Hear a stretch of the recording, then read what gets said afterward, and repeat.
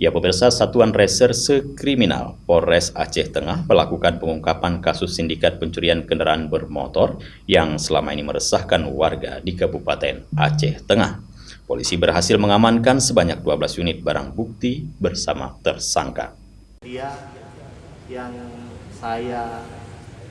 Polisi berhasil mengamankan sebanyak 12 unit kendaraan bermotor roda 2 berbagai jenis dari 2 tersangka yang telah diamankan.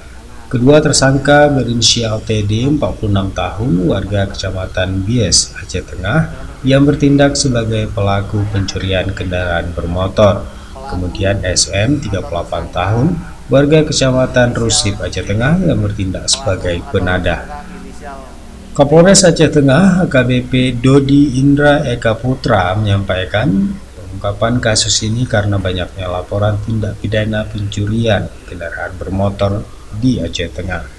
Tersangka TD dijerat dengan pasal 363 KUHP dan ancaman hukuman paling lama 7 tahun penjara, dan SM dijerat dengan pasal 480 KUHP dengan ancaman penjara 4 tahun.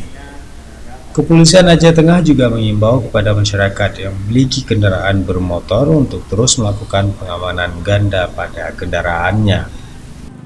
Awal mula terungkapnya kejadian ini karena beberapa bulan terakhir maraknya tindakan pencurian kendaraan bermotor di wilayah hukum Polres Aceh Tengah.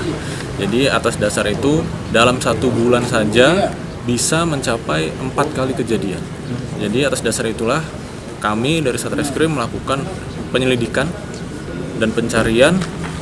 Setelah melakukan pencarian sekitar 2 bulan, kami dapatkan petunjuk, lalu segera kami lakukan pengungkapan dan penangkapan, dan kami dapatkan 2 orang tersangka beserta 12 unit kendaraan sepeda bermotor yang berhasil kami amankan.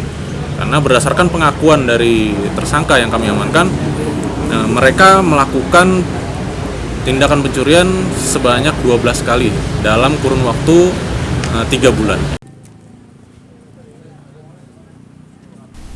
Dari Aceh Tengah, Tim Liputan Aceh TV melaporkan.